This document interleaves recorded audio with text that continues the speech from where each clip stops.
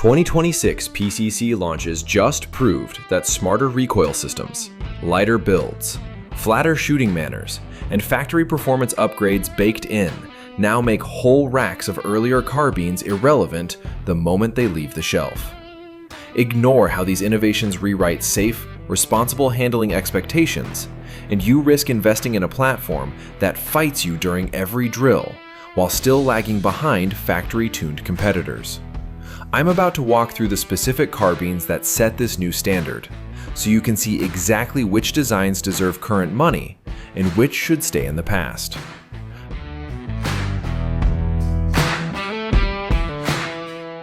Chambered in .22 LR and feeding from 10 or 25 round magazines with either an 11.7 or 20-inch barrel, the Adler RF224 ditches nostalgic wood for a purpose-built tactical profile that finally treats rimfire as part of the modern PCC conversation. Its aluminum chassis, full-length Picatinny top rail, and M-lock handguard keep optics, lights, and training accessories locked in, while the 4.6-pound weight means even marathon drill sessions stay manageable. The soft recoil impulse and quick reset semi-auto action translate into rapid follow-ups that mirror centerfire mechanics closely enough for realistic plinking, competition warm-ups, or low-cost tactical reps.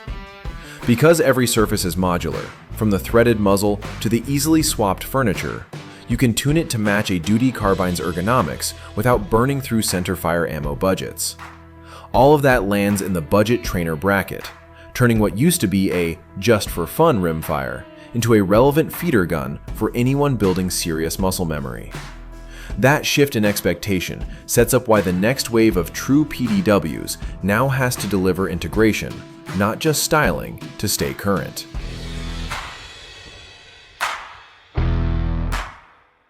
Chambered in 9mm, feeding from Glock pattern 17 to 33 round magazines, and still under 20 inches even with the brace extended, the Palmetto State Armory AXR PDW grows directly from the X9 concept PSA refused to shelve. Its hook is the shared modular fire control unit, the same serialized core used across PSA's full-size and compact handguns. So trigger feel, internal timing, and service parts stay identical when you bounce between pistol and PDW rolls. That common DNA turns the AXR into a configurable ecosystem, with slides offered bare or fully railed, and every component sold a la carte to tune weight, balance, and accessory layout for a given mission. Up front, an extended booster drives the muzzle past the handguard, a new gas pedal locks the support hand, and an ambidextrous charging handle nests into the RMR footprint so optics ride low without snagging. Combined, it's a quick-deploy truck gun blueprint that pressures other PCCs to deliver true ergonomics rather than just familiar controls.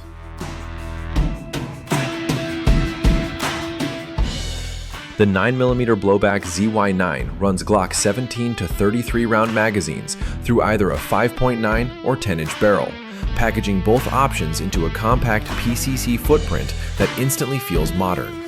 Sleek lines, aggressive machining, and the hard anodized aluminum upper/lower pair signal this isn't a parts bin build.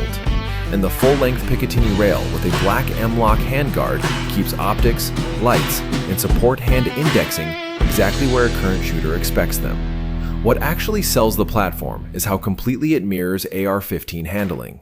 The safety, mag release, and bolt catch live in the same spots. Field stripping follows the same sequence, and any AR-compatible grip bolts right on, so an agency or competitor can rotate personnel without new muscle memory. Threading in an M4-style buffer tube and collapsible buttstock lets you fit existing stocks or braces, reducing cost while tailoring length of pull. That plug-and-play familiarity means the ZY9 becomes a low-drag upgrade for anyone still stuck on awkward legacy PCCs, and it sets the stage for designs that go even further by reimagining the form factor entirely.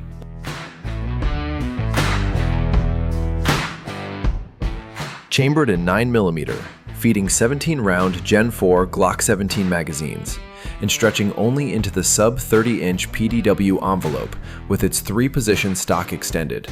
The Pistolo 77 looks like a light gun ripped from late 80s arcade cabinets, but built to modern tolerances.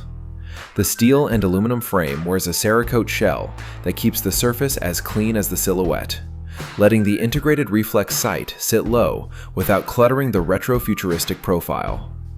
Because the charging handle hides along the barrel spine and the stock doubles as a mechanical safety that automatically unlocks as you extend it, users interact with the gun in a totally different sequence than any AR pattern PCC. Even the oversized magazine base is deliberate, allowing the gun to stand upright on a bench like a sculptural piece when not in use. It's a statement firearm that proves industrial design can drive function, forcing legacy makers to justify every exposed control. And it sets up how the next entry updates a familiar folding platform without abandoning utility.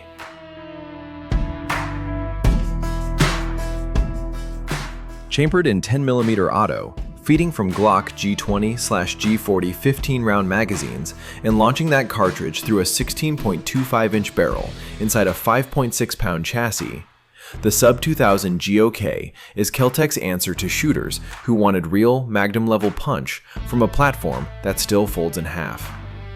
This Gen 3 iteration is deliberately beefed up, roughly a pound heavier than the 9mm and 5.7 siblings, because the hotter round demands stiffer rails, a sturdier bolt, and more mass to keep the blowback system civilized.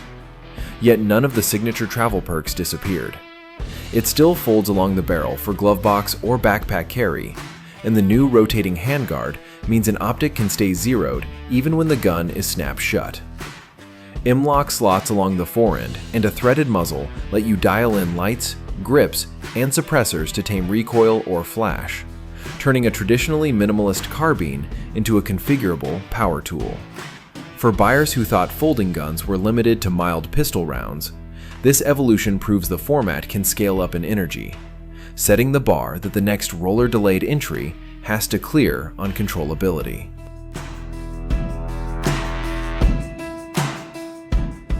The 9mm Springfield Armory Kune feeds from translucent 30-round magazines and pairs a 6-inch barrel with a 15.5-inch overall length at 4 pounds 10 ounces, so it starts with PDW proportions that older blowbacks couldn't match. A roller-delayed action and lightweight bolt keep the impulse closer to a tuned MP5 than an AR9, which means you can stay on target in a cramped cab or backpack draw without white-knuckling the grip. That controllability would be wasted without tight tolerances, so the precision-machined aluminum upper and handguard lock into the reinforced polymer lower without rattle, preserving zero for any optic you clamp onto the full-length M1913 rail. Bilateral safety, mag release, bolt release, and a reversible charging handle give left and right-handed shooters identical access, while the M-lock slots and rear 1913 section accept whatever brace, light, or foregrip the mission needs.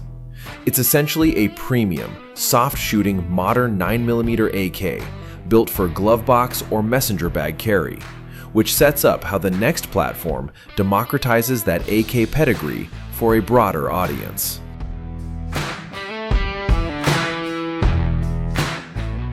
Chambered in 9mm, feeding 35-round CZ Scorpion pattern magazines, and sending that payload down a 10.5-inch nitrided barrel, the PSA AXR keeps the familiar AK silhouette while translating it into a direct blowback format loosely patterned after the Russian Vityaz.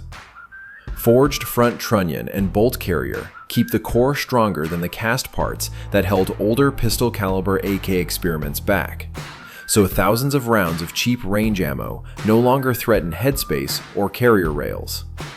PSA didn't stop at strength. The extended safety lever actually clears modern optics and braces without finger gymnastics. The enlarged paddle mag release lets you swap magazines without breaking cheek weld. And the built-in last round bolt hold open plus dedicated release finally brings AK ergonomics into the PCC era. Because it accepts affordable CZ Scorpion magazines, or PSA's upgraded versions with better feed geometry, you're not locked into boutique mag prices, keeping total system cost low. That sub $1,000 street price is what makes this 9mm AK viable for departments and civilians alike. And it tees up how even a legacy company like Henry had to rethink its entire playbook to stay relevant.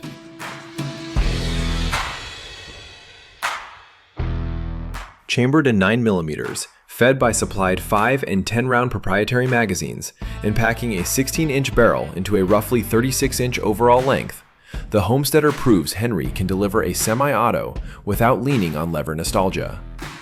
Its two-piece stock wraps a solid body one-piece receiver that seals the action for optics while keeping a traditional profile for landowners who hate sci-fi silhouettes. Real modernization happens at the magazine well. Run Henry mags for bench work, or drop in the included adapters for Glock, M&P, or SIG P320 magazines, so your defensive sidearm shares feed sources without tools.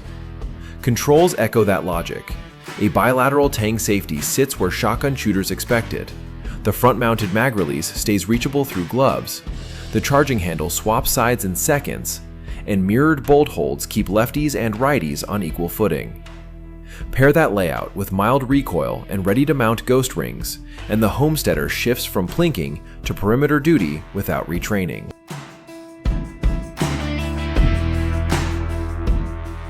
The 9mm FDP-9 carries a 17+1 payload and collapses from roughly 20 inches overall to an 11 by 5 inch slab, so it starts by rewriting the specs playbook before any gadgetry shows up. Its party trick is folding into that near square footprint without a protruding muzzle or brace, meaning you can stash it where a traditional PCC can't. Yet a single downward press on the ambidextrous charging handle snaps it open in about a second, locking you into a ready-to-fire configuration. Because the internal chassis borrows the ZEV OZ9V2 architecture with Gen 5 internals, the fire controls feel like a tuned service pistol rather than a novelty. And the 4140 steel skeleton plus hybrid 17.4 SS slide with black nitride finish keeps the mechanism rigid despite the hinges. That engineering translates to real capability. The 7-inch barrel and consistent lockup make ringing steel at 200 yards plausible. So this isn't just a briefcase gimmick, but a discreet CQB tool with reach. Filling that niche proves the new PCC wave isn't only about caliber upgrades, which is exactly the tension the next folding 10mm entry has to address.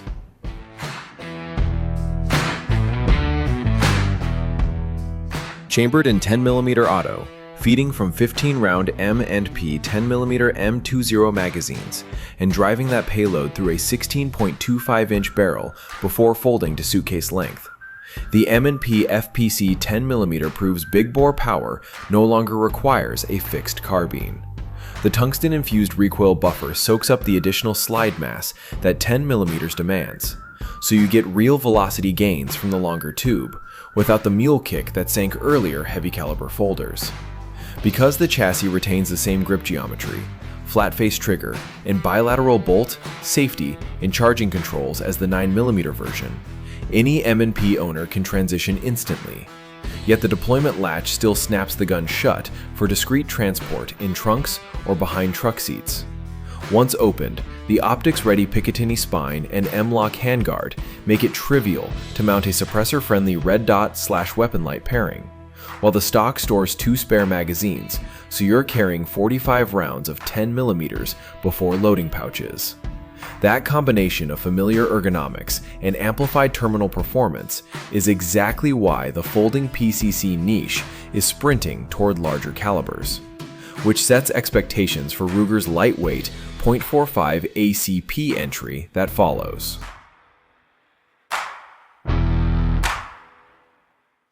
Chambered in .45 ACP, feeding from Glock pattern double-stack magazines, and pushing that payload through a 16.25-inch alloy steel threaded barrel on a side-folding chassis, the LC Carbine upsizes Ruger's lineup without losing the lively handling that made earlier variants popular. Using Glock mags taps an ecosystem many shooters already stock, so stepping into a larger bore doesn't mean chasing proprietary accessories. The threaded tube ships with a protector, yet accepts brakes, suppressors, or comps, and the hard anodized 7-sided M-lock handguard adds QD sockets for sling control when the .45 thump cycles. Controls remain decisively user-centric. Ambidextrous manual safety, reversible charging handle, ergonomic bolt release, and extended magazine release fall exactly where right or left-handed shooters expect, while the full-length Picatinny rail holds 0 even after repeated folds. Because the stock swings laterally instead of telescoping, the gun shrinks for vehicle storage without shifting optics, keeping this big-bore carbine transportable yet friendly on the shoulder.